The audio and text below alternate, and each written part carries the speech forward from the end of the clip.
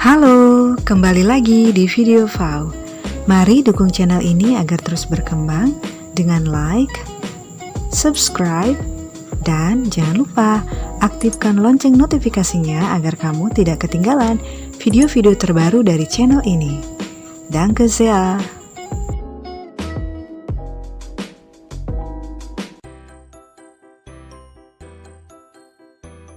Halo, wie geht's euch? Apa kabar teman-teman semua? Semoga kalian sehat selalu ya. Pada video kali ini kita akan membahas tentang modal verben. Seperti halnya dalam bahasa Inggris yang memiliki modal verben, contohnya ada can, will, may, must, dan lainnya. Nah, dalam bahasa Jerman pun terdapat modal verben. Contohnya ada kata müssen, harus, können, dapat, wollen, akan, dürfen, boleh, sollen, harus, dan lainnya. Lalu, kapan ya modal verben ini bisa kita gunakan dalam kalimat? Seperti halnya dalam bahasa Inggris, modal verben dalam bahasa Jerman juga kita dapat gunakan untuk hal-hal berikut. Untuk menyatakan kewajiban atau keharusan, kemampuan, keinginan, nasihat, dan lainnya. Misalnya kita ingin membuat kalimat seperti berikut. Saya harus membayar pajak. Kita harus belajar. Saya bisa berbicara bahasa Jerman. Saya ingin pergi ke Jerman. Kamu harus pergi ke dokter. Nah, itu dia contoh penggunaan modal verben dalam kalimat. Bagaimana teman-teman?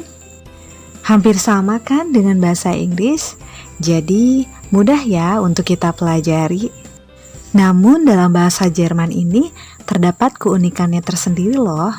Tapi jangan jadikan keunikan ini sebagai hambatan buat kalian dalam mempelajarinya. So, keunikannya di mana sih? Baiklah kita perhatikan contoh berikut ini. Kita ambil contoh dari satu modal verben yaitu müssen. Nah, jika kita perhatikan di sini, dia mengalami konjugasi atau perubahan. Nah, perubahan ini terjadi tergantung dari subjek kalimat. Kita perhatikan lagi contohnya, ich muss, du musst, sie es muss, wir müssen, er muss, sie müssen. Baiklah kita perhatikan endungannya atau akhirannya di sini dengan subjek wir, sie mereka, dan sie Anda memiliki konjugasi yang sama yaitu müssen.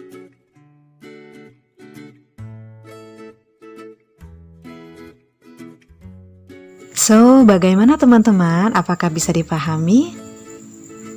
Jadi, uniknya dalam bahasa Jerman ini, modal verbennya dia akan mengalami perubahan atau konjugasi tergantung dari subjek kalimat. Agar lebih paham lagi, yuk kita simak contohnya dalam kalimat-kalimat berikut. Kita ambil contoh dengan kalimat sederhana dengan modal verben müssen. Ich muss arbeiten. Saya harus bekerja. Am Montag muss ich arbeiten. Hari Senin saya harus bekerja. Perhatikan untuk kalimat seperti ini, modal verben selalu di posisi kedua, kemudian diikuti oleh kata kerja infinitif di akhir. Contoh berikutnya, ich muss nicht arbeiten. Saya tidak harus bekerja. Am Samstag muss ich nicht arbeiten. Hari Sabtu saya tidak harus bekerja. Perhatikan kembali posisi modal verbennya ada di posisi kedua, kemudian kata kerjanya ada di posisi terakhir dalam kalimat. Lalu bagaimana posisi modal verben dalam kalimat pertanyaan seperti ini? Muss ich arbeiten? Haruskah saya bekerja? Muss ich am Samstag arbeiten? Haruskah saya bekerja pada hari Minggu?